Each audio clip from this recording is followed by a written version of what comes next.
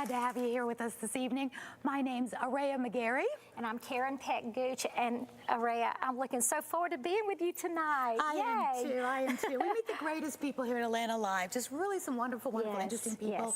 And we're so excited about tonight's show and so glad they tuned in this evening because we have got some very special guests. The guests tonight we have are just amazing, the stories they have, but we want you to know that Street Grace is here tonight, and they're talking about the trouble we're having with sex trafficking, which is a major issue here in Atlanta, but all across the nation as well. Exactly, and we also have a bunch of great people called Sustainable Liberia, and they're going to speak about their trip to Liberia. It's so interesting. You all stay tuned. It's going to be a great show. It is. And we also have a sort of thriver, I like to say, somebody that was misdiagnosed many times before they actually found what was wrong with them. He's got an incredible message to tell people about that. So that'll be coming up soon. But don't forget, you can watch Atlanta Live online. You can watch live on Roku, Apple TV, and Facebook at www.watc.tv. But also they can call in, and that's one thing that's special about this show.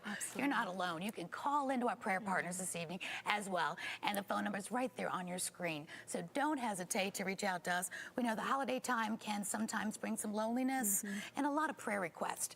And the men and women here today in the prayer room are right there ready to answer the phones and talk to you. So please call in, use the number on the screen, and we look forward to hearing from you. But we have some great music tonight. And we're looking so forward to hearing this family group called the Czech Nation Band. And they're from Gainesville, Georgia, and they're going to bless our hearts tonight. But the first song that they're going to sing for you is Take My Hand.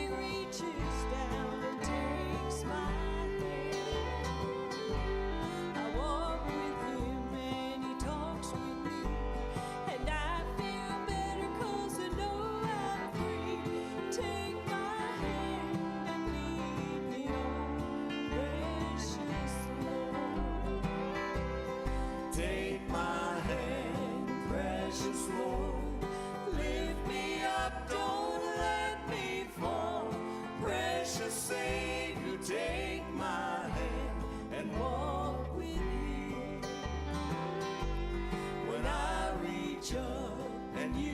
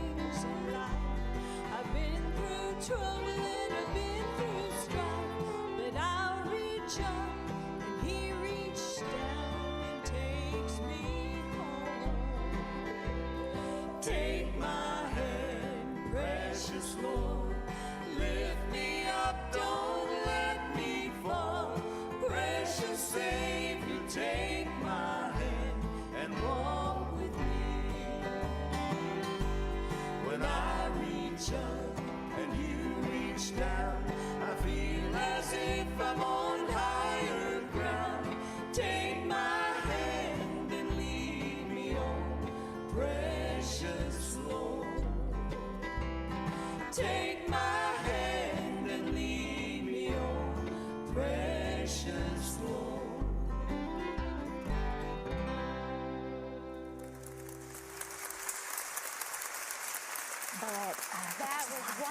Czech Nation. How fabulous So, that and then when song you was. get to the back Not half, done with Czech Nation yet. They're going to be singing a lot throughout the show. So they're going to be coming back and have a great story of their own they're going to share with you later. But right now, sitting on the couch with me is a very special guest and friend of mine, is Jennifer Duncan, the Director of Outreach for Street Grace. Jennifer, welcome to the show. Thank you. Thank you so much for having us this evening. We're so grateful that you would help us raise awareness about what's happening in the sex trafficking. Well, we're so glad you're here to talk about it because it's a topic a lot of people don't want to talk about, or they don't know how bad this situation is. So we're really glad you're here to talk about what's happening, and give it a twist, because y'all are doing some disruption. So before I get into what it is that Street Grace is, tell us a little bit about how it started. Okay, so in 2009, Street Grace was birthed out of a coalition of churches. Then Mayor Shirley Franklin called on the faith community for a response to what was happening with our children in this city that were being sold for sex. So this sex trafficking, people have been hearing a lot about it recently. Yes. Tell us exactly what is sex trafficking for people that may not even know what it is you're talking about. Okay, so sex trafficking is when force, fraud, or coercion is used to cause an adult to commit a commercial sex act, or when a minor is used for a commercial sex act. So a minor in this situation is anyone under the age of 18. And a commercial sex act could be anything from sexual performance, pornography, or actual prostitution. And some of the things that are really disturbing that I've read about is the ages that they start. Tell us about the ages and how these girls get lured into it. Are they runaways? Are they kidnapped? Tell us a little bit about that part. Okay, so the average age of entry is 12 to 14 years of age. So we're talking about our middle school kids. It's boys and girls. A lot of people assume that it's only girls. Wow. They are drawn in many, many different ways. So sometimes they run away and a sex trafficker will encounter them in a different situation and will draw them in that way. We know that runaways are approached by a trafficker within 48 to 72 hours of them becoming homeless. A lot of times kids who we wouldn't think of as being at risk are drawn in through the offer of a modeling contract or someone offers to let them be in a music video, something like that, and they fall for it So and dangerous. they go and meet these people, and then before they realize what's happening, they're in too deep. You mentioned a really good point. Tell us the alert signs. So if there's some teens watching tonight or some parents, before we talk about how everything kind of snowballs and this problem we're having, especially in Atlanta, I know you've got some statistics on how Atlanta fares in this horrible situation. What are some warning signs or some things that teens and parents should be alerted about? They need to be aware of who they're talking to online, through phone apps, through online apps, Facebook, any type of online situation. These predators are there and they are engaging kids in conversations. They are befriending them. They're getting them to share information with them that they then use to exploit them. So whatever you tell them, they can generally turn around and use to exploit you. How many times as parents we've been trying to tell our kids, you know, well, look out for the internet, and they think it's all warm and fuzzy, and oh, Mom, that's never going to happen. You're just being paranoid. So it's good that somebody like you has an organization to tell them this is real. Right. And it's very close to home because it's not just, you know, in low income, or it's in high income, it's in middle America. So we need to know that. It's definitely alert. We have some really great resources available on our website that people can download that help them start the conversation with their kids. Oh, if that's you're great. talking to your child about sex trafficking, about things that could happen to them, like play the what if game. Right. What if a cute boy asked you to send a nude photo? How would you handle it?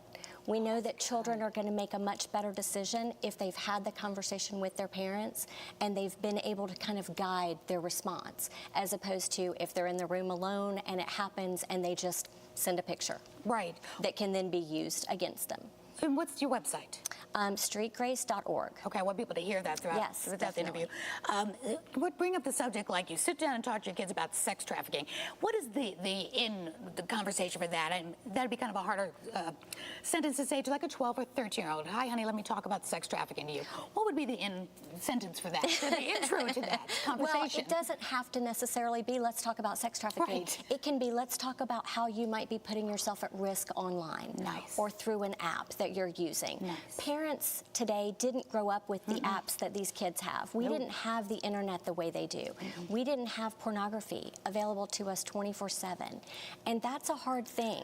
Kids are accidentally stumbling across it, and then they're afraid to tell their parents what happened. And we all know, once you click on a website, it just continues to snowball from there. It really does. The internet is such a great place, and we're so glad we have it. It can be used for such wonderful things, for education and to support nonprofits. Exactly. And it's so great, but then there's the dark side. Right. And we can't close our eyes, because I'm not from the generation that was brought up with it either. You know, we didn't have this when I was a kid, or even when my older daughter was, you know, a preteen. Right. So it is all new. So we have to be very alert and attentive to this. I want to get to what you all did that was very different this year, called, and it really shocked me when you said, you've got to watch this, and I want you to come to Suburban Horror Story. I mean, this is around the Halloween time. Like, oh, wait a minute, what are you inviting me to? Exactly. Tell us about that, because it was really interesting. It was such a cool, exciting thing. We partnered with BBDO. They're a global marketing firm here in Atlanta, and they helped us to create this immersion experience. It's unlike anything anyone's ever done before. You can talk to people about sex trafficking all day long, but to actually walk into a home and experience how it's happening in our neighborhoods behind closed doors where people aren't realizing it was a very different perspective. And it was awesome. We were only able to do it for a few days, and unfortunately only about 100 people were able to come through. It was invitation only. Elected officials, key influencers in the community that we were able to invite, but it was What did you do phenomenal. with them? Tell me what you did. So they got in a van, and they were actually welcomed by a gentleman who seemed like just this nice guy who was hanging out in the parking lot. He got in the van with us, and we started driving towards the house, and all of a sudden you realize that he is part of the cast of characters. So then we went and we picked up his friend over at the local library, and the guests didn't know what was about to happen. They didn't know what They was were going to clueless. happen. Okay. So we drive up, and there's a 14-year-old sitting there with a backpack on, and he gets out, he talks to her for a minute, she gets in the van, and they start having this conversation, and all of a sudden we all start cluing in as to, wait, what's going on here? How do you know her? How do you know him? You know, and they're telling us that they've met online, and then her phone rings, and it's her mom. And he says, oh, well, just give me your phone. You don't want to be bothered by that while we're having our photo shoot this afternoon. Oh, my gosh. And so she does. She hands him the phone. And it's just amazing how naturally it all happened. You think, oh, it could never happen to my child. It would never happen to my happen. child. She would never do that. No. But they would. Now, where do the guests think they're going? Because they're invited to this van, so where do they think they're going? Yeah, they know that they're going to an experience. Okay. Okay, so we had rented a house in a neighborhood in Decatur, and we walk in, and they get to experience a lot of the different information that we've received from cases that actually happened here in Georgia was all combined into this house. So they saw how these guys are chatting it up with girls online, how they're inviting them to modeling shoots, how they're being sold online, and then they were taken into the basement where the girls were kept. Wow. And it's like a dose of reality. It was shocking, and even though I had read the script, I knew what was going to happen, it still brought me to tears every time. Too close for comfort, for sure. It was. Especially, I'm sure they were all parents of their own. It was. Looking at this, and you're actually there and immersed. Right. Talk about reality TV. Right, exactly. Oh, my God. Well, you guys just don't take them into the dark side and leave them there. Right. You all do something that's really different that I really appreciate, because when I think about sex trafficking and harming our children, which God says are innocent, and as a mom, I can't imagine anybody touching your child. So you do something that I think is so powerful. One reason I really wanted you here today was talk about how you're disrupting this world in an interesting way. Tell us about that. Exactly. So we have a program called Transaction Intercept, where we are placing bogus ads online. They appear to be children for sale. They're not really children. They're not really for sale. They're models who have donated their images to us. When people call or text wanting to set up an appointment, then we take them through a script explaining to them the risk to the child, the risk to themselves, and the laws in the state of Georgia, because a lot of people don't realize that it is a felony to make that phone call.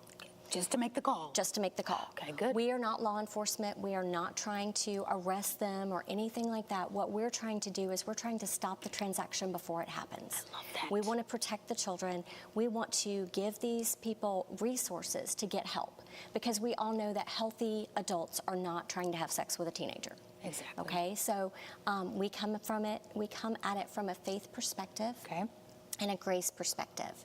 We want to give them the resources to get help, whether it's a sex addiction, a pornography addiction, or some sort of sexual trauma that they've experienced themselves that is causing them to act in this way. We want to get them help. So what kind of reaction do you get? These men are calling in, mostly men, I know, but there might be some women, but they're calling in to buy sex with children, which is already a felony, and you're there to, your prayer partners are there to intercept. What kind of reactions do you get when they realize, you know, what are you trying to do? You're talking about stopping or not doing this. Right. What happens? It's across the board. Okay. Sometimes they hang up. Okay. Sometimes they listen nicely. Sometimes they cuss us out. But regardless, we still send them the resources for help. You're sowing the seed. Yes. Okay. Exactly. And do you have any good experience with that? Do you have people that actually do listen and maybe divert into help versus committing that crime? Well, we do know that 15% of the people that we have sent the resources to have actually clicked on the link to go find out what the resources are that are available and how they can get help. We don't know that they actually went through with trauma counseling or anything like that yet, but we are working towards getting to a point where we can actually track all of that information. How do you send them resources? Do they give you their email address? No, we text it to them. Okay, so because they've already called in. They've either called or texted, so we have their phone number. And so what's the main goal of Street Grace right now? I know it's to disrupt. What would you like to most see happen, and how can people help?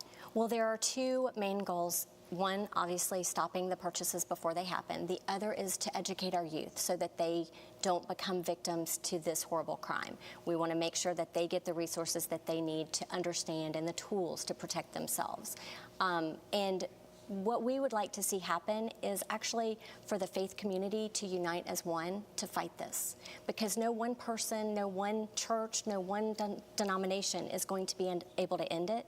God can do it. Amen. But it's going to take all of us working together, pooling our resources, pooling our manpower, pooling our gifts and talents to make that happen. Definitely takes a village. Absolutely. It really does. Absolutely. And tell us about how Atlanta fits into all this, because I know this is Atlanta Live show. Right. So I know we don't rank real well in this whole situation. It's pretty bad here, isn't it? Well, it is bad. The underground sex economy in the state of Georgia, or in Atlanta, is valued at about $290 million a year. Wow. So that's a big number. The average trafficker is making around $33,000 a week. So we're talking about big money. We want to disrupt that. We want to Absolutely. end that and have that money turned to do something good with it. So what should the churches do? If they're watching tonight and they're seeing that, wow, you've got a solution, you've got a way to Right. disrupt this horrible experience that's happening, what can they do to help? Should they call you? Give us kind of like what the next step is. Absolutely. Just reach out. I'm happy to engage, have a conversation. We can meet and talk about what different ideas we have, the ways that we're fighting it. We have the opportunity to partner with churches and have a night of awareness in their city where we'll come, we'll bring speakers, resources. Oh, that's an idea. We'll bring in local law enforcement and let them know what's happening in their city and how they can fight it. But the church can be the voice Right. to start that. You say you want to reach out to the youth. Do you talk to schools? Absolutely. And how young do you start talking to them? Middle school and high school are where we're focused right now because we know that that's where we can make the biggest impact and where those kids actually are online more than they're not. Yeah, they are. And we really need to be reaching those kids. So we do it through youth groups. We will come in and speak with civic clubs, or we can come through a school. If a school will let us come in, we are happy to do that. We have a number of schools that we are engaging with at this point. What's your response when you approach the schools? Are they open to this? Are they kind of, oh, don't talk to our school about sex trafficking? You know, that's over there. That can't be happening here. Most of them are very open to the idea. They do want to know what we're going to talk about, how we're going to talk about it, which we don't fault them for in any way, shape, or form. No, they need to know. We Yeah, want good. to let them know. But they've been very open. It's just a matter of getting to the right person. So if there are principals watching who have the power or teachers who can invite us in, we're happy to come and have that conversation. This just really burns you when sex trafficking is just such a rampant situation right now, you think that, oh, that just happens somewhere else, but it's really all over this country. Right. If you could say a few words to the viewers that you'd want them to know, like what they might think, well, this isn't happening to my child. My child would never get caught up in that. He or she's always home. What is that last word you'd like for them to know and take home with them tonight about this situation? I always thought that when my kids were in the house and the doors and windows were locked, that they were safe. Ooh. But with the internet, that's not always the case. We've got to be vigilant. We've got to be talking to our kids, and we've got to help them understand how to protect themselves. Is there any security you can put on your computers? I've heard about those child-proof. There are a lot of different ways that you can do it. We have the resources, like I said, there are resources on our website that they can download that have, how to set up filters on your computer, things that you should be doing for phone safety. All of that information is there. I'm glad you said phone safety, because a lot of times as parents, I know my age range is just say 30 and up, might be thinking, oh, okay, I've secured the laptop, but you forget they're on their phone more than they're on their laptop. Exactly. And that is a pathway. Exactly. So you tell us your website again to get these tools. Streetgrace.org. And they can find out where they can put security on. Absolutely. And you don't want them to be like locked out of everything. You probably think you're going to make this just totally G-rated and they can't do anything. It really has a nice balance, right? Right, absolutely. Okay, so that makes sense. And that suburban horror story, we were talking about that before. You're saying you may or may not be able to do it next year around the Halloween season. But if people want to see that video, it's very powerful. I saw it last night, and it really was just like, oh my gosh, this is happening. Tell us where they can find that video and a little bit more about that last. It's at suburbanhorrorstory.org. If they go there, they can actually see the trailer that is about a 45 second video, or there is a 360-degree virtual tour that they can take. We also, on that site, have 4 different survivors that we work with regularly who tell their story of how they were trafficked, what happened to them. And that helps people to understand that it happens in so many different ways. It's not just a boyfriend situation or a family member situation. It just happens in so many different ways, and you just need to be aware of the signs and symptoms so that you can step in and say something if you see something that might be awry. That was something you said earlier. Say something, see something. Tell us real quick about what people need to be on alert. We know now in this day and age, we have to be aware of terrorists around us. And if there's a bag left at the airport that's not attended, we're trained to say, oh, I see this, alert somebody. Tell us how we can be more vigilant about knowing about sex trafficking. Could be right at our quick trip, like you were saying earlier. Right, right. Well, there are so many different symptoms and signs that you can look for. Sometimes these kids are tattooed or branded in certain ways. Yeah, like cattle. They could be dressed inappropriately for the situation. Maybe they aren't in control of their ID. That's a big sign that someone is controlling them. Sometimes it's as simple as they're out of place. They should be in school and they're not there. That's good. So we really can make a difference. I like that you said their ID is somebody else is showing the ID for them. That's interesting. I would have never thought about that. Or they're having to ask for permission to go somewhere or do something. Interesting, interesting. Well, this has been so eye-opening. I hope people really take note. They go to your website, streetgrace.org, and the suburbanhorrorstory.org, and see that video. Thank you so much for being with us this evening. Really makes a difference. I'm going to make a dent in this. And we're going to go back and bring back our wonderful musical entertainment tonight, and we have the Czech Nation coming up, and they're going to be singing wonderful song Wonder Working Power. They're phenomenal, and we're glad to have them here tonight as well. And I want to thank you so much again for being here. Thank you. Streetgrace.org. Hope everybody tunes in and supports them. Thank you again. Let's have Czech Nation come back now for another song.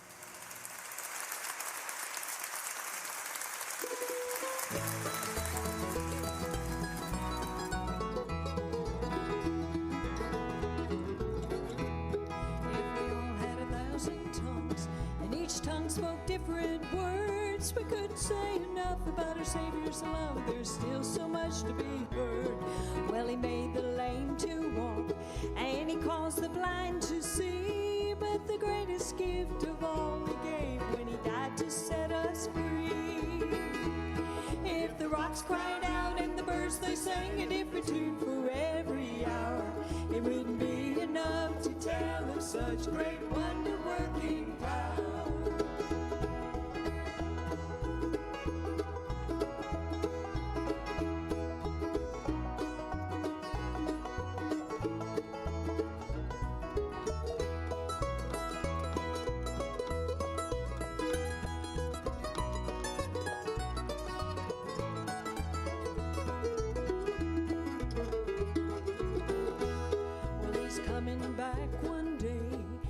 twinkling of an eye to take us home where we belong in the sweet by and by. On that homecoming day, we'll meet him in the air. With loved ones all will hear his call, what joy and love we'll share.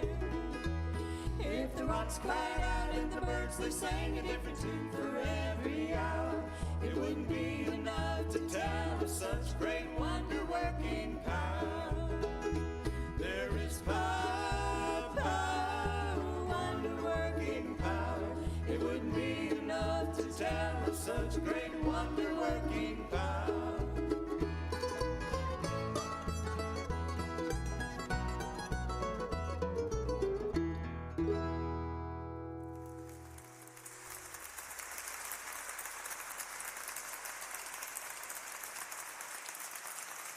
And that was a great song by Czech Nation Band, and we're going to hear more from them later, so stay tuned. Y'all, it's such a great show, and we're just so thrilled to have this organization from Liberia that's here, Sustainable Liberia. And before we talk, we're going to go to this video, so watch. No video. Okay, well, we'll just keep talking. But thank you all for being with us on the show today. And what a blessing this organization is. And even when we were sitting in the room in the back, oh my goodness, the stories you were telling were so inspirational. Will each one of you introduce yourselves and then tell what your role is with Sustainable Liberia and kind of explain what it is? Okay. Excuse me, my name is Linda Flagler, and I'm on the board for Sustainable Liberia. And I've had 3 trips there, and looking forward to planning more adventures. I'm a teacher, retired teacher, and that was my role each time, was to help train the teachers in these little villages. It's wonderful. My name is Caroline Sanders. I went on my first trip to Liberia back in June. My main role was to take pictures, but I really just got to love on lots of little kids. Oh, wonderful. Yeah. My name is Michael Vallone. I actually work here at the station. And the station was gracious enough to let me leave for 2 weeks to experience Liberia. And my role is to do photography as well. Yeah. You know, this is one thing that I will say is I think it's wonderful that you, as young people, have experienced this because we see the passion in your eyes for Liberia. Can you tell us, Linda, can you tell us how it all began? Why Liberia? I mean, it's a small country. How did the Lord lead you down there? Well, I have to give the credit to Jesse Tugbadoya. He grew up in a tiny village of Balama in Liberia, and he was kidnapped as a little boy from his village and sold to people in the capital city of Monrovia. And he was treated very poorly, and eventually he ran away, was adopted by a woman who worked in a hospital there. And she paid for his education, and he finally came to the United States, went to Mercer University, and felt God's call to go back to his village and start a school there. So the name of the organization in the beginning was Balama Development Alliance because it started in the little town of Balama. Now, why did they change the name?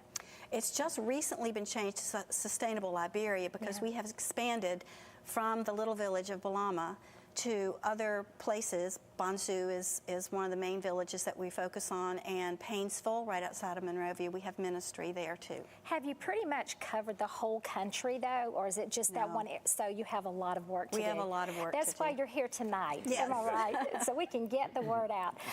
Caroline, I know that when those children saw you and that beautiful hair and that beautiful smile, they immediately loved you. Tell us what led you to Liberia. I actually had been to West Africa before. I studied abroad in college. I was an econ major, and so this was a trip about economic development. And one thing that we didn't really get to do on that trip was to spend time with people. We were taking classes, and so I just have a heart for West Africa.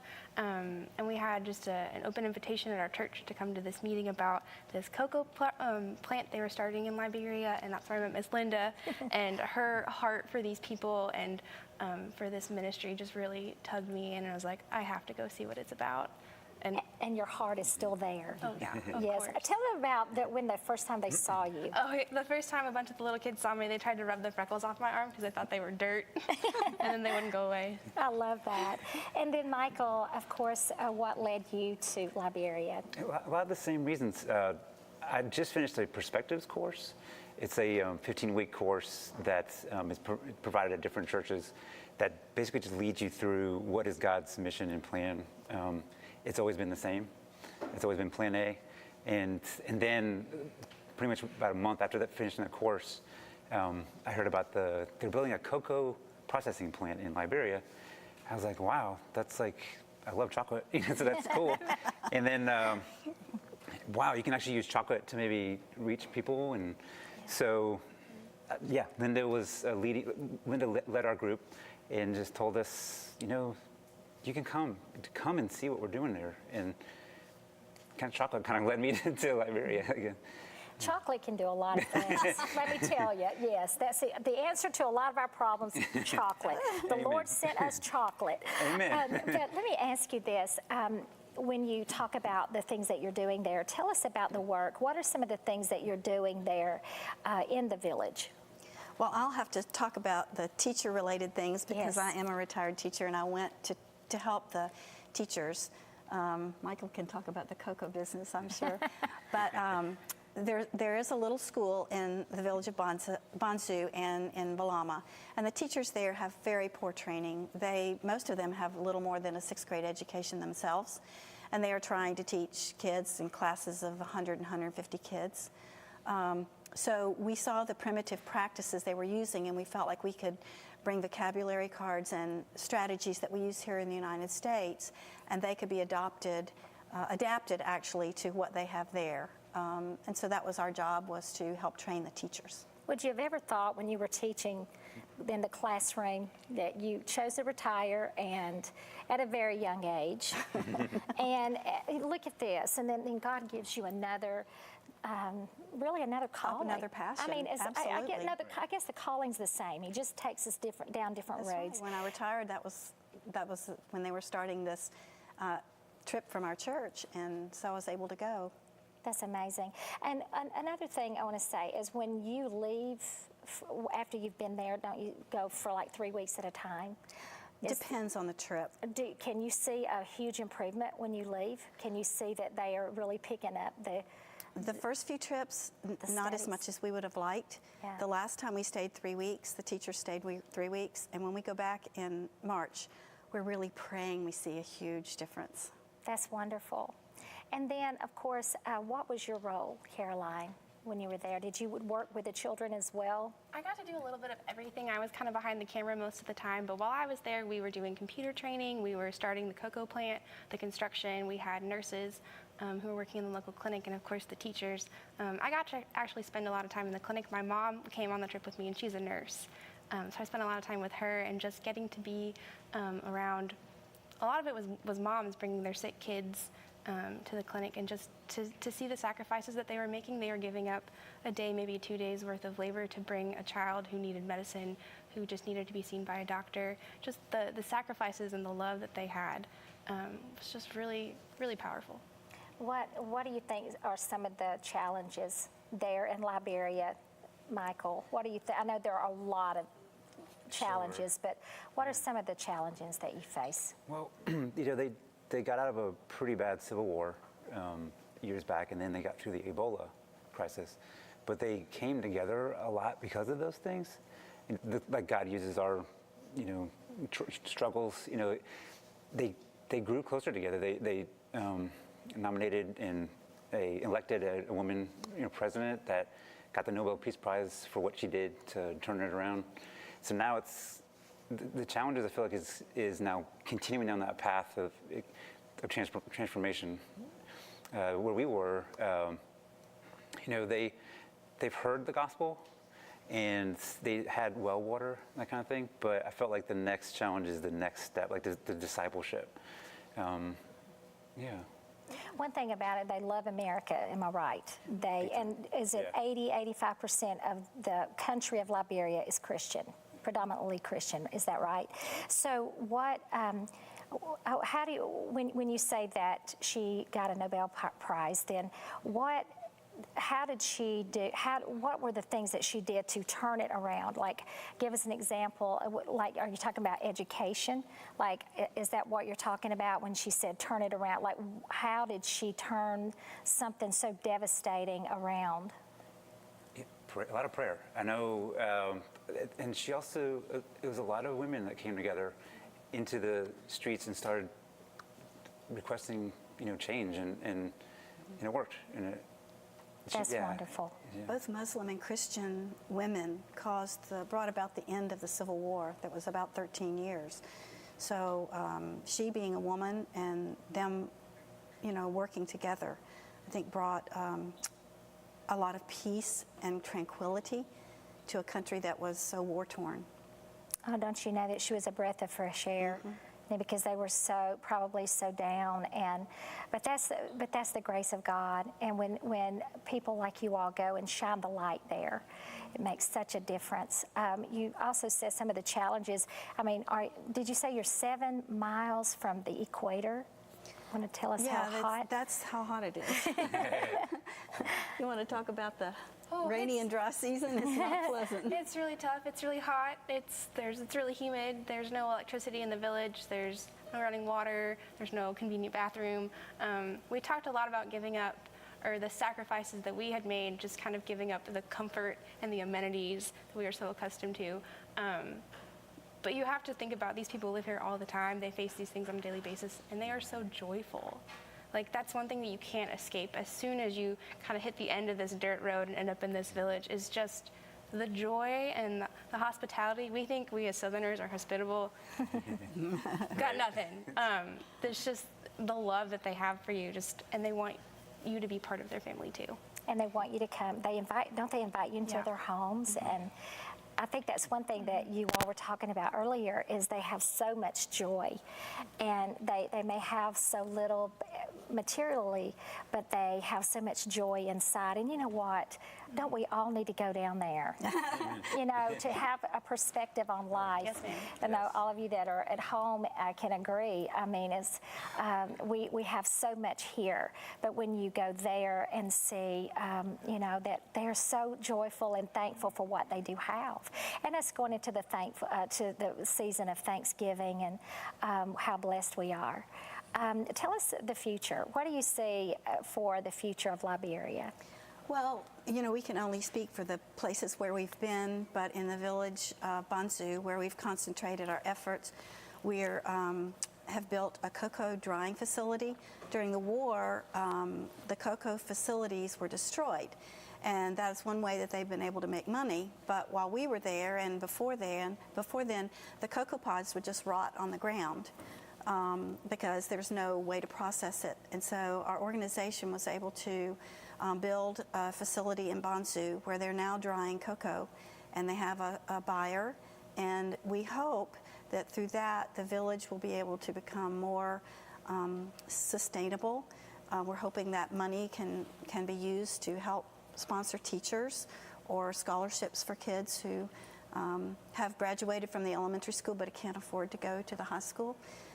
The villagers will decide how to use that money, but we're really excited about that. And then I was hoping Michael would share something that we've done in the Painesville community. So, part of the Sustainable Liberia, the ministry that we're helping, they part of it is also to sponsor or business development. So, the cocoa processing plant is one of them, but there's also 3 women that have started a restaurant, actually a training restaurant in a city closer to the capital. And that not only they cook for people and they're hospitable, but they also train women like Jennifer in your first guest, that are in maybe the sex trafficking industry, or they're just not able to sustain themselves. They can come and train at this restaurant. It's actually called the Coal Pot Queens, because they cook out of a coal pot, and they can make anything out of a coal pot. Amazing. And they've all been trained, trained as well. But they're bringing in these ladies and teaching them a skill, so they can actually not only cook for themselves and their family, but then maybe even start their own restaurant. So it's just more sustainable. Well, and that builds their confidence and their faith in knowing, hey, you know what? I can do this. I can do this through Christ. Exactly. And one thing that I love is the fact that you're going down there to teach them how to read, how to do things better, but most of all, you teach them about Jesus. That's right. And that's the main thing. And I was going to ask, what is your favorite thing that you've learned? Is there just one thing? I know you've learned a lot of things, but what's the main thing that you've learned from your trips to Liberia? Well, I think one of the things was when you go to a third world country and you know there's a lot of poverty, I think sometimes we feel like the people there are not very intelligent. And I think Michael's going to share something about that in a minute, but we found out that, you know, they have an intelligence and a resourcefulness that's not book learning, it's life survival. And that was one thing that I learned more than anything was how you can take very little education and make a wonderful, happy life for yourself. You may not have much food. You may have to walk 10 miles to the nearest market. You may not have shoes on your feet, but you're surviving. And you're able to do that because they've done it for centuries without us. You know, you being a teacher, I know you probably the first time you went, you thought, oh, I want to teach them so much, but I bet you came back and you learned a lot. Oh my goodness, we all learned a They're lot, beautiful absolutely. people. One of the Yes. things I learned was how little things I really need to be happy. Yes, You know, when we in the that's United good. States have so much, Right. I'm going to say stuff. We have stuff that we think is important. When you go to Liberia or other third world countries where they have so little, you realize that the things that we think are so important Amen. are not important at Nothing. all. And the joy, as Caroline mentioned, the joy they have in their hearts with nothing. Yeah. They have maybe, if they're lucky, they have a straw mat to sleep on and a pot to cook in. And then they eat with their fingers out of the pot. So they have nothing, but they're happy. And they're happy. That's all they need. And they love the Lord. They do. They want to know more about Him. They want to understand what the Bible has to say and teach them. That's they have a hunger for that. Yeah. What are some of the things, we're wrapping this up, but what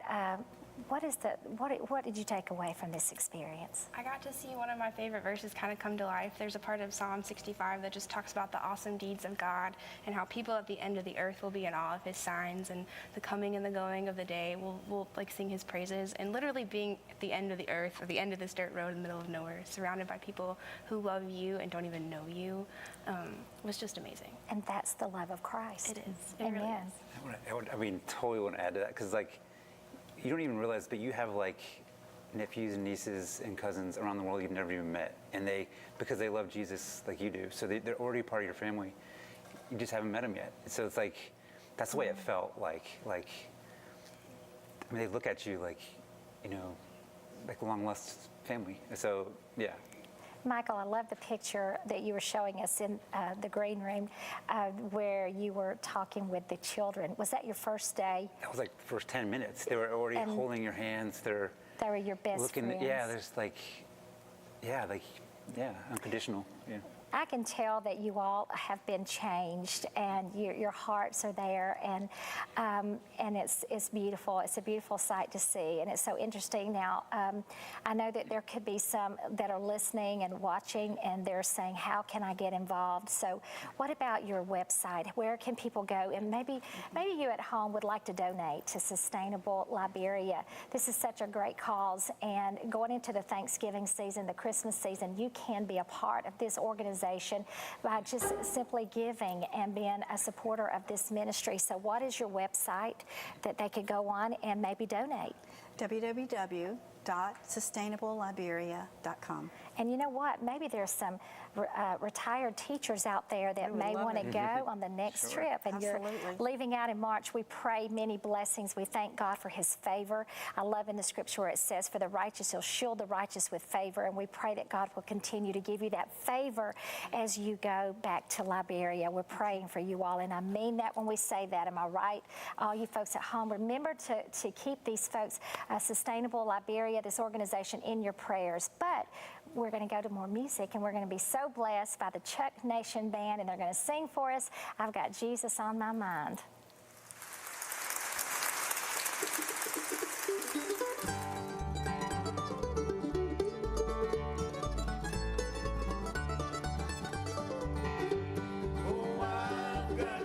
On my mind, he's my constant companion all the time. His love is real and so divine. Yes, I've got Jesus on my mind. I wasted my younger years out sinning, loving the world, believing the lies. There in my darkest hour of desperation, Jesus answered my cry. Now I've got Jesus on my mind. He's my constant companion all the time. His love is real and so divine. Yes, I've got Jesus on my mind.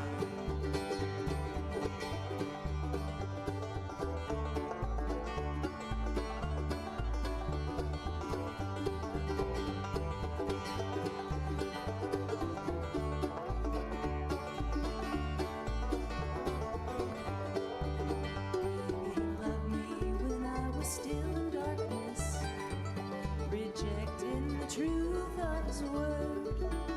I was dead in my sin before he saved me. I thank God now real living has begun. Now I've got Jesus on my mind. He's my constant companion all the time. His love is real and so divine.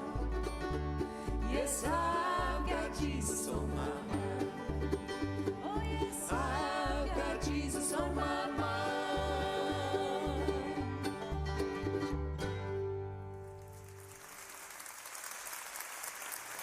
Oh, wow.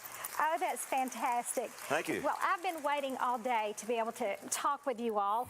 I am also a native of Gainesville, Georgia, and so you're from Gainesville. Yeah. Live in Gainesville. I had no idea till I read your resume. Actually, we're halfway between Gainesville and Dahlonega and Murrayville. Well, I If you live know in where- Dahlonega. well, there you go, There see? you go. That is wonderful. Oh, it's a small world. Beautiful job. Thank you. So have you always had your family band? How long have you been doing this? Well, playing music? Since forever. I mean, I started playing when I was 8 years old and singing at home. But as a family, of course, I have 3 kids, 2 sons and a daughter, and we all sang growing up at home and sang together as a family group, of course, and then as they get older, they move on to do other things. So this configuration with Susan and myself and Libby and Jody's, not related, but he's the best banjo player you'll ever hear. And he's from Amen. Canton, Georgia, actually. Yes. And so since about 2011, so about the past 5 or 6 years, That's we've been doing the wonderful. Czech Nation Band. Well, I read your resume where, okay, so this is your daughter. This is Libby, yeah. So Libby, you do a beautiful job. I know you love having your family together. I'm so blessed to have my children with us as well. But tell us about, so you performed at Carnegie Hall. Yes.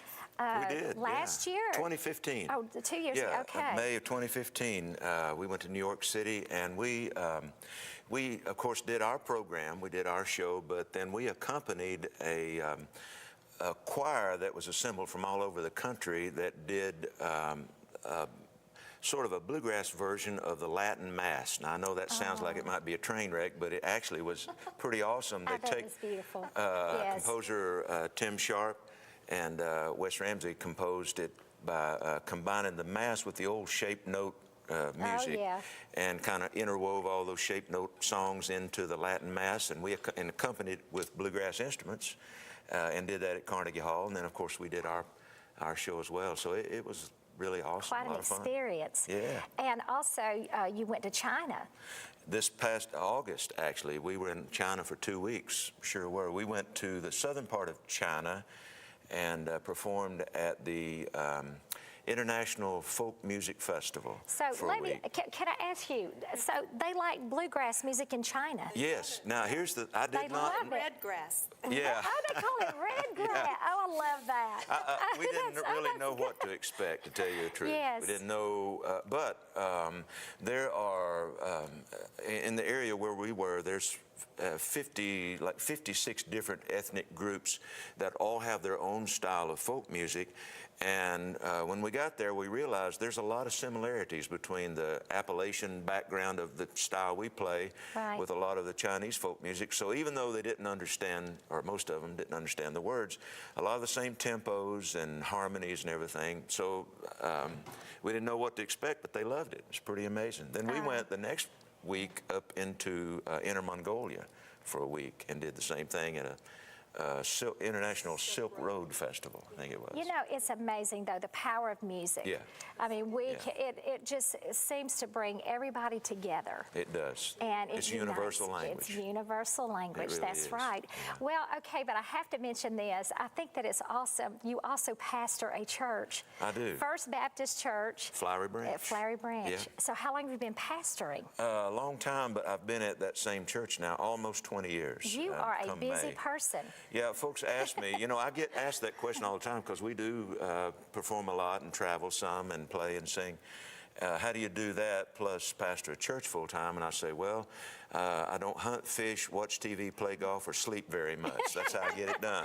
So that's, well, where there's a will, there's a way. You can do Am I it. right? That's right. Well, that's wonderful. And I know your congregation thinks, boy, this is really awesome to have a pastor that can sing and have a family that can sing. I hope so. They enjoy the music, of course. That's a blessing.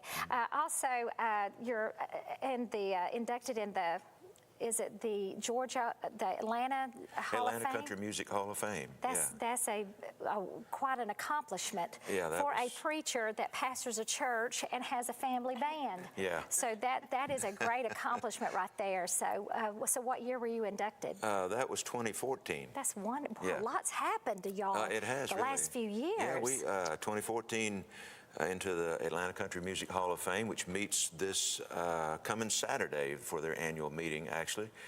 And then I think the following year, 2016, last year, we performed at the Ryman Auditorium in Nashville, which was a great thrill to get to sing on that stage, That's wonderful. So that was I know fun. you stand there and you have your family, and I know that you say, thank you, Jesus. Yeah, absolutely. Thank you, Lord, for your blessings on me, Absolutely. that's for sure. Yes. Well, tell us how the folks at home can get into contact with you. I know they'd love to have you come to their place, to their churches, Sure. to their venues to sing, their festivals, and tell us your website. It's easy to find. Just go to chucknationband.com.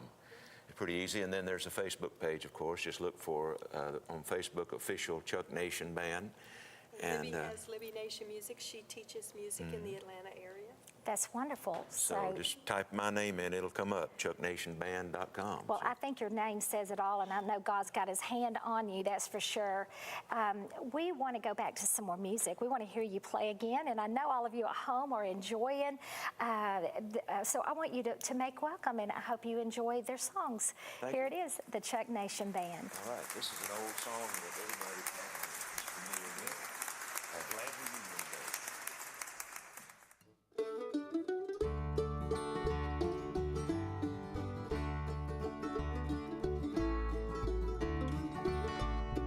There will be a happy meeting in heaven, I know, when we see the many loved ones we've known here below, gathered on the blessed hilltop with hearts all aglow.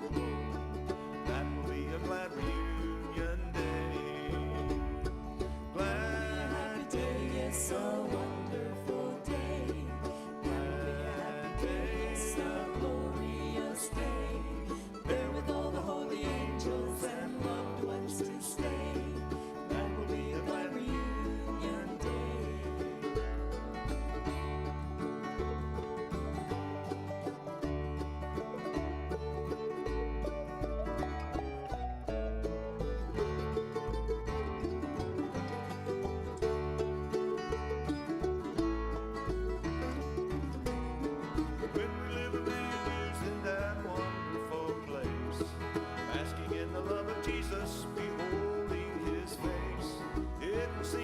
a moment of praise in His grace.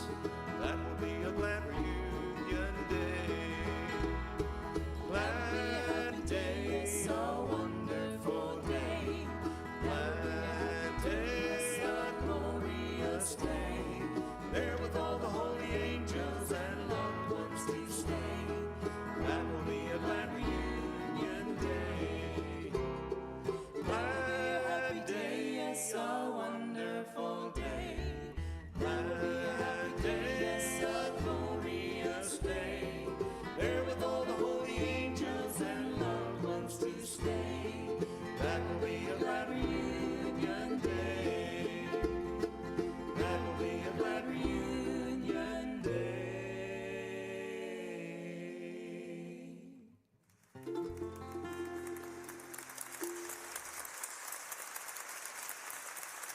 I just love the Czech Nation Band now. I'm They're their newest great. fan. You know what? I am too. I think they've done a great job here tonight. They really have. And in fact, they've got on Carnegie Hall and some really cool places. They really have. Glad to have met them. So thank you again. Hope you all enjoyed it at home, how wonderful they were. Plus, we've had some great guests this evening, some great testimonials, Yeah. what God's doing.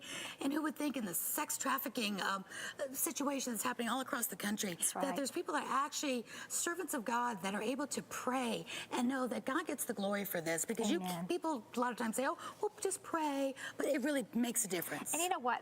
The thing about it is, the more that we know about it, the more we can help prevent it. And Absolutely. Education is that's everything. it. And I love how tonight the light has been shown. And so I think we've had a great show, but y'all, we're We not really done. have. Oh no, and I've got some prayer yes. requests here too, because y'all know you can call in and pray with our prayer partners, which is a really big part of this show. So we hope you will use the number on the screen and call in and pray, because we've got some prayer requests tonight. We've got a prayer for finances from a single mother. We've got someone asking for prayer for her feet, and I love this. She wants prayer for all the mistakes that she's made. I mean, Oh, imagine wow. that. That's sweet. Yeah, we've got more finance needs, and just praying for their pastor, praying for finances. So yes, call in, because we are praying for you. It's not just words of mouth. It's they are back there, and they are bringing in the glory of God for sure. That's what I love about this place and TV 57 is they really have a heart for people, and they really do pray. So when we say that we're praying, we Prayer mean works. we are praying, and prayer does Yes, work. it does work. And Yes. don't go away, because we're coming back with a miracle story and some urgent words that could save your life. So don't move. You've got to see our next guest. He is a thriver. Yes. Thank you for being with us here tonight. We will be right back. Don't go away. We're so glad you were here with me as well. Oh, I love this it. was great. Thank you. Come right back. Don't move.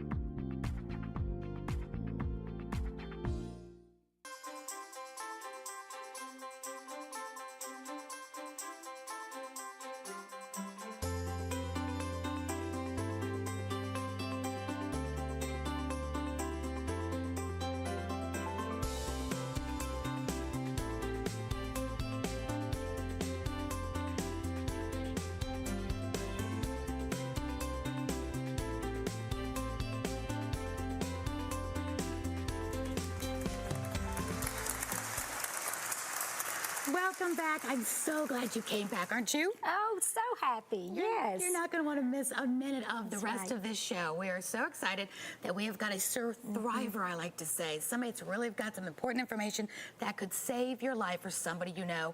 And on that note, if you're going through something right now, we encourage you to call in. There's prayer partners here right now that want to talk with you and pray with you. Because like we were saying earlier this hour, prayer works. It really does. It's not just, we're just not saying it just to fill the air. But whatever your need is, it's not too big for God. And God can work all things out for good to those who love Him. And you have not because you ask not. So call in so we can pray with you and agree together in prayer. Yes, but first we have some great music from the Czech Nation Band. They're a family group from Gainesville, Georgia. And we've been so blessed tonight, and we get to hear some more music from them. Here's a song called Scars in His Hands. Yay, they're good.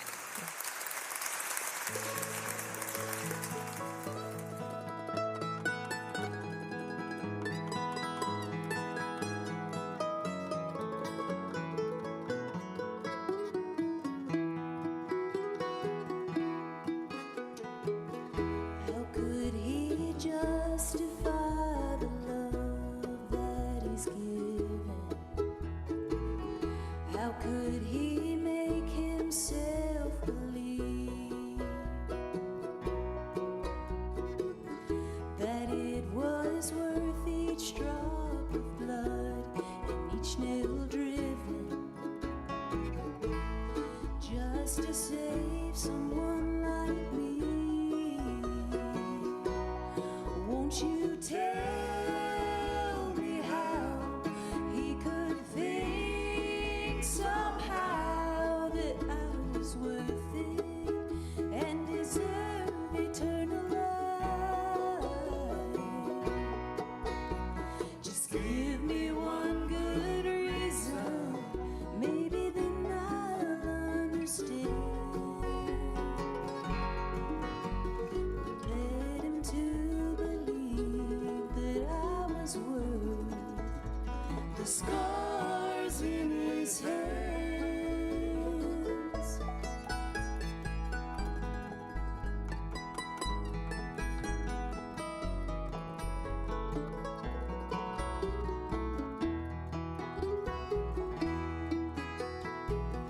I tried so hard to think about how he was feeling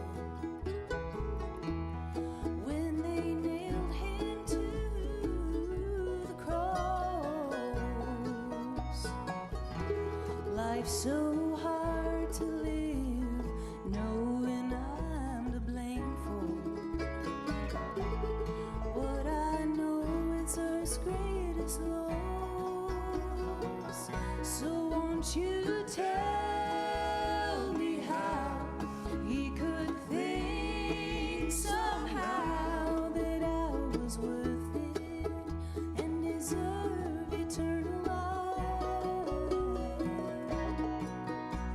Just give me one good reason, maybe then I'll understand.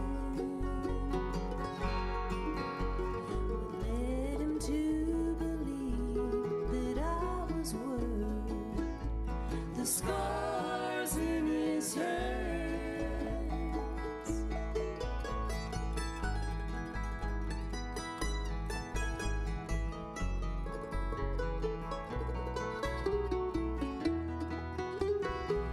Oh, won't you tell me how he could think somehow that I was worth it and deserve eternal life?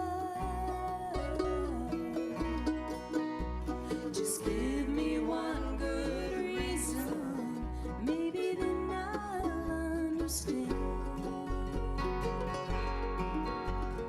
Led him to believe that I was worth the scars in his hands.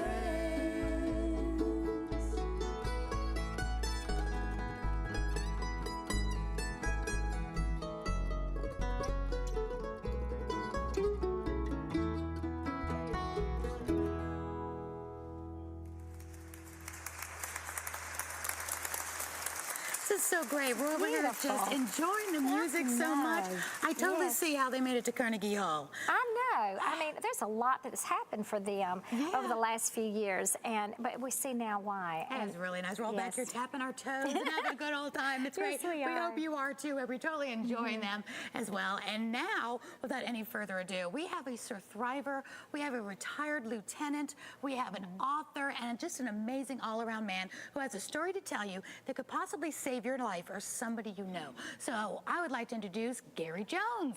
Welcome. Thank you, Aurora. Araya. So nice to Okay. see you. All right, nice to be here. Yeah, we're so glad. We're so glad because you've got an amazing story, and I can so relate about this story, and I'm so glad you're here to talk about it because it is eye-opening, and people need to hear what you're about to tell them. So take us back to where you'd like to start in your story, in your journey, your 13-year journey. Okay, let's take it back to 1998. I was a lieutenant with the Federal Bureau of Prison in Tallahassee, Florida. One morning I woke up and I had a terrible headache. My back was hurting, and I was just my whole body was aching. And I just basically thought I had a cold, a virus or something.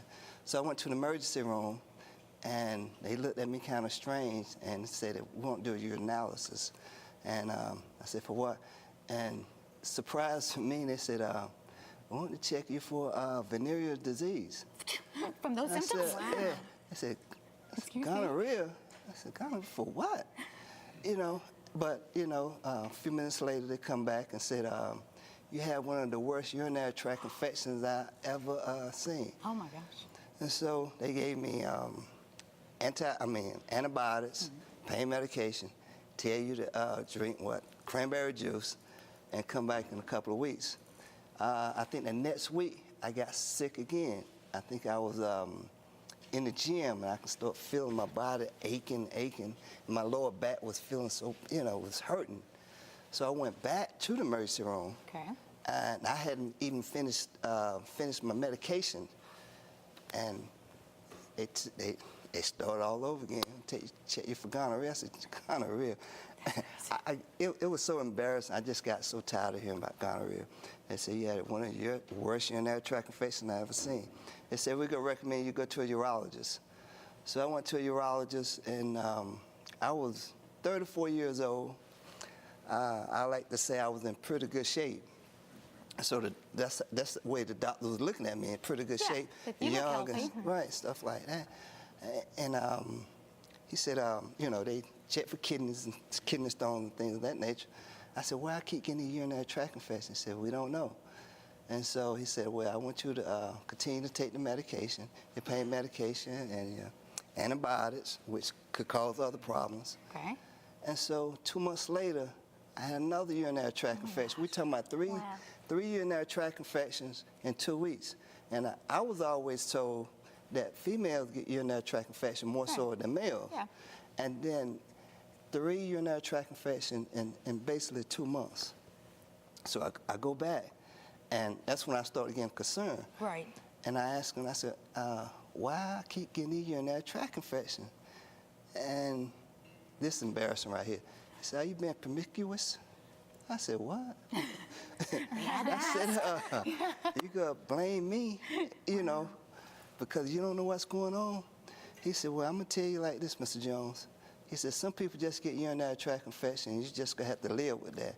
He said, "Normally we see this in 70-year-old patients." Oh my gosh. But I said, well, I'm 34 years old. Right. He said, "Well, we're gonna put you on some different antibiotics this time." And he put me on some antibiotics again, and I think I lasted for about 4 months. I had another urinary tract infection. So what's going through your mind right now?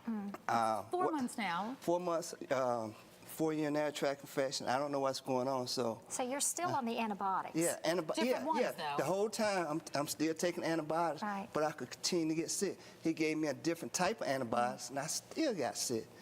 So he said, that's when he and I got kind of like in a heated discussion. And I said, "I would like to go see a second opinion." Oh, they love that. Yeah, he said, "Well, they could tell you basically the same thing. I have done everything I could possibly do." He said, so I went to see a second opinion within his office. Oh, gosh. And, Okay. so I went and see a second opinion. He said, "Well," I don't think it's urinary tract infection. it's what we call prostatitis. Prostatitis. It's inflammation of the prostate. Okay. And so I said, what do I do? He said, just continue to take the antibiotics. Oh, wow. So I go back to the original doctor, and the original doctor said, well, I told you he wasn't going to tell you anything new. So But did you see did your immune system go down from all of those antibiotics? Probably. Yeah, I'm assuming that it did. You know, I'm assuming that it did. And then I moved here in 2003. So now it's been 4 years? Yes. And within those 4 years, I already had like at least 9 urinary tract infections from Tallahassee. So I moved here, and I go to a specialist here, and he said, well, we could do something different. That'd be nice. Yeah. And this is embarrassing too. He said, we want to check your semen. I said, check my semen for what? He said, we just want to, I know some doctors haven't done that. Be thorough. And I'm like, okay, how you gonna get it? That's what I asked him. He pointed over that room. I'm like, but anyway. And what did they find? Did they find something?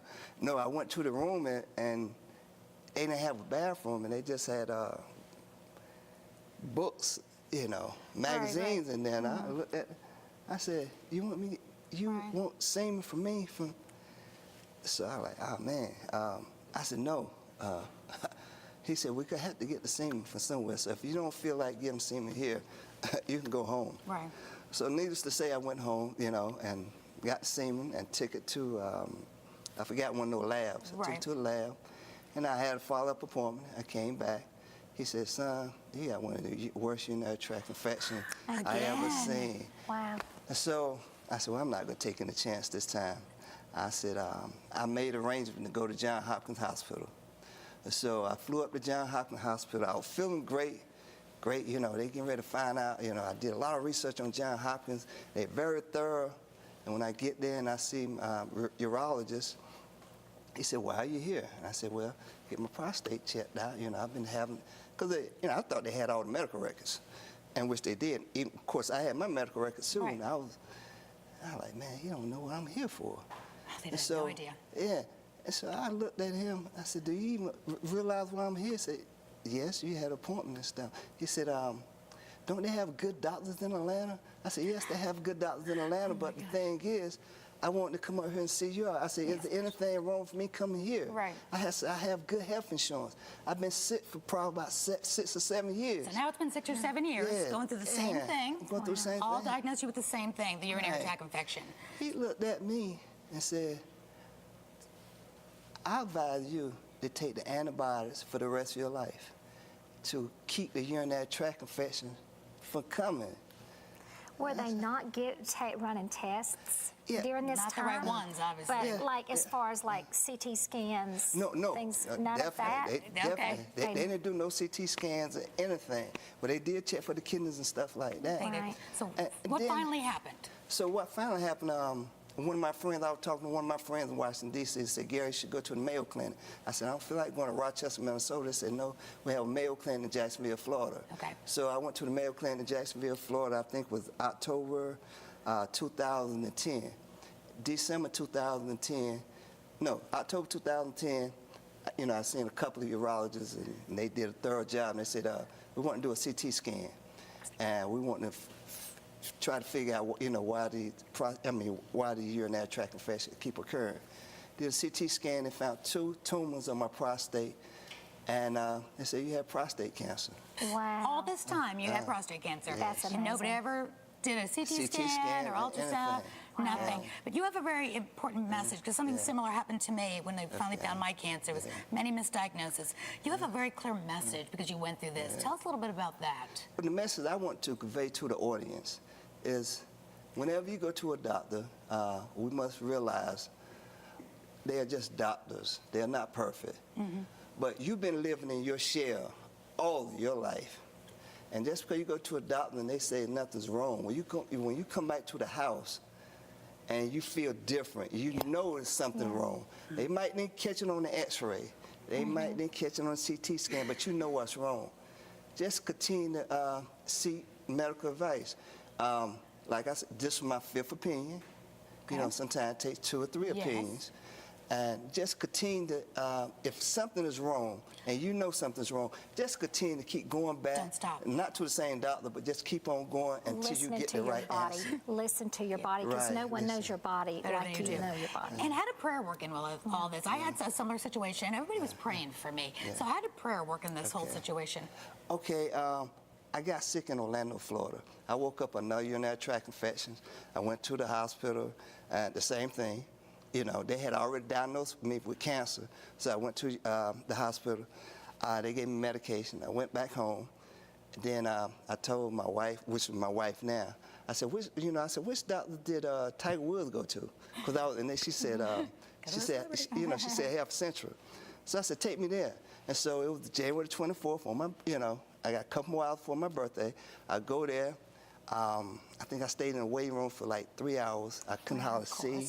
As a matter of fact, at one time, I was laying in a fetal position on the floor. I was hurting so bad. Oh, wow. So when they took me back, as a matter of fact, I already knew the routine. I went to the desk. I told them to give me a cup. I can go ahead and do my urinalysis before they even get me back there. After 13 years, you knew the story. Right. You were What you need. professional. Unfortunately. And the doctor kept coming back in the room. He kept coming back in the room. He kept looking at me. I kept looking at him. I said, what's wrong? He said, you sick. I said, well, sir, I know I'm sick. And I'm very, he said, no, you are very sick. As a matter of fact, you got congestive heart failure. Wow. I said, congestive heart failure? I said, I don't, there's nothing wrong with my heart. I said, I just got one of the worst urinary tract infections like you all. He said, you have that too. But he said, you are very, very sick. So he said, your organs are shutting down. He said, your liver is shutting down, your kidneys are shutting down. I said, okay, give me some for this pain, though, because, see, when you're in a lot of pain, you can't comprehend what people are saying. Only time you can comprehend what people are saying when you get out of that pain. Exactly. That was smart. That was smart. Get me out of my pain so I can comprehend what it is you're trying to tell me. And he knew you had cancer or not? Yeah, he did know. Okay. And so I said, okay, what's next? He said, well, Mr. Jones, I'm going to tell you like this. He said, whenever your organs start shutting down, you die. I said, oh, okay. It's still having, I haven't. Did you feel like you were dying? No. I mean, like you said, you were in pain, but you were used to that pain. So Right, that pain was familiar. Right. So you had no idea. I didn't have a clue. And they were trying to do some type of culture to try to figure out, what's going to cure this. But my main thing, this is, I was laying in my hospital bed. And my mind, I was already scheduled to have surgery March the 9th to remove the cancer. Okay. In my mind, I was saying, I'm not going to go through with it. I'm just saying that for right now. Okay. So I was laying in bed, and I didn't hear a voice or nothing. A thought came to my mind. And the thought was, you've been suffering all these years, 13 years, and I allow you to live on this earth for 13 more years, and you mean to tell me you're not going to go through with the surgery? I didn't hear that voice. It was the thought that came to my mind. Right. So I'm assuming God was speaking to me. Have the surgery. He said, you done came so close. Yeah. Doug, you've come this far. Let me take you the whole way. Absolutely. So that you had the surgery. Did you have chemo, radiation? I decided to have it removed. I didn't want the chemo. Okay. I had too many people in my family went through the chemo, and it makes you so sick. It really does. So you had it removed? Yeah, I didn't want the radiation. He said, we caught it at a very young age, so he said, I recommend, he said, if you were 60, 65, we wouldn't touch it. Okay. But I forget, I think I was about 43. Okay. And he said, I advise you to go ahead and remove it, but it's your choice. Right. And Are he you, still are you still having the urinary tract infections, or are you healed from that? And see, I'm healed from that, so that's Praise how I God know. for that. That's how I know it was 13 years. 13 years, and I haven't had a urinary tract infection since January the 25th on my birthday, 2011. He remembers the day. Praise God. That is amazing. And now you wrote a book. Tell us about your book. Yes. Okay, I wrote the book based on the story I just provided to you all. Right. And it's called Patient versus Doctor. Great. Misdiagnosis. And the reason why I named it Patient versus Doctor, because, see, I was going round and round with my doctor. I was questioning my doctor. Yeah. A lot of people don't question their doctor. Yeah. When I walk in the doctor's office, I have notes. I have notes. I have notes. I ask them this question, and sometimes they get agitated. That's okay. For asking them questions. It's your body. It's your life. Yeah, and that's where I was looking at. This is my body and stuff like that. And I had some of the best insurance. And so basically, I got the notes, the doctor's notes from all You have to the keep your own doctors and records. stuff. Yeah. And guess what? I found out. What?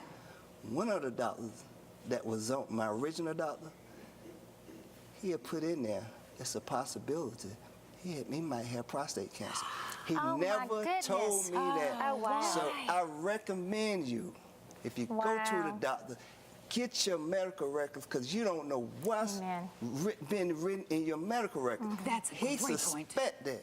You know, all the urinary tract infections. He said, I suspect Mr. Jones may have urinary tract infection. And never told excuse me, you. prostate cancer. Yeah. And they never And said then- anything. No, Never no. told you. But guess what happened next on the notes? What? No further studies needed. Why?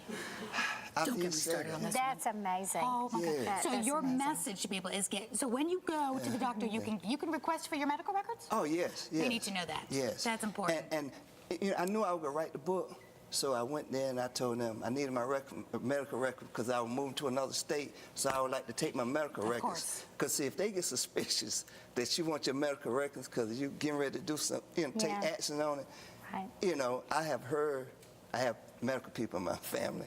I have heard they start taking notes out of stuff Oh, like wow. that. Okay. So you are well today. Yes, Amen. yes. Praise God. Is that right? Yes, I'm well, but the thing is, whenever you have cancer, you have to keep your immune system strong. You do. Because see, right after I had the prostate cancer, I caught shingles.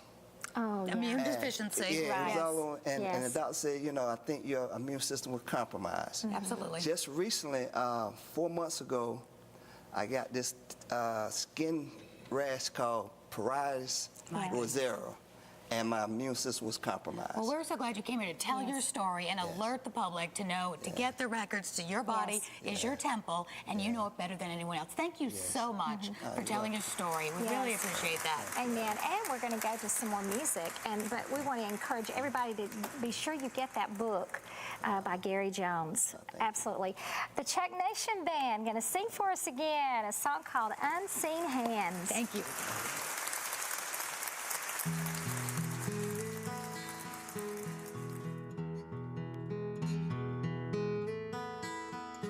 There is an unseen hand to me that leads in ways I cannot see while going through this world of woe. This hand still leads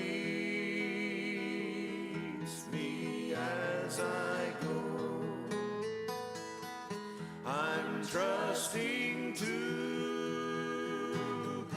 the unseen hand that guides me through this weary land. And some sweet day I'll reach that strand, still guided by the unseen hand.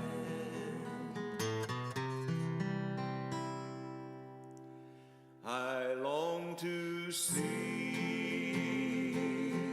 my Savior's face and sing the story saved by grace, and thereupon that golden strand I'll praise Him for His guiding hand. I'm trusting to the unseen hand that guides me through this way.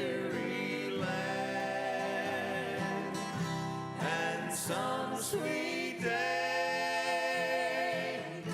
I'll reach that strand, still guided by the unseen hand, still guided by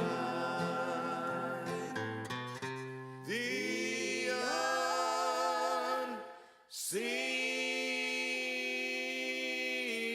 unseen hand.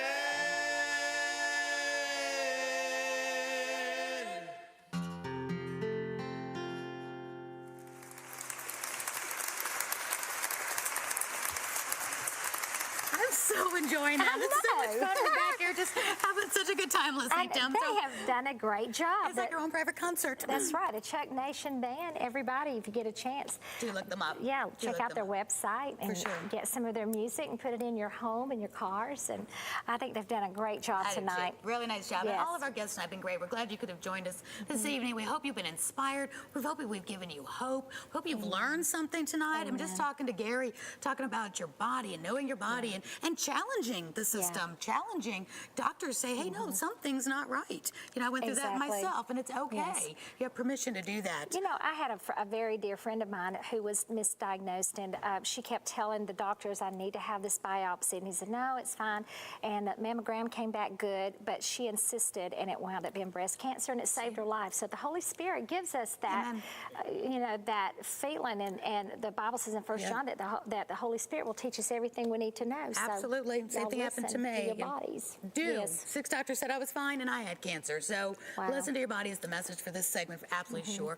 We just want to thank you for being here. Don't forget to call in. And if you just tuned in, you missed most of the show, you can go to Facebook or WATC.tv and watch us online.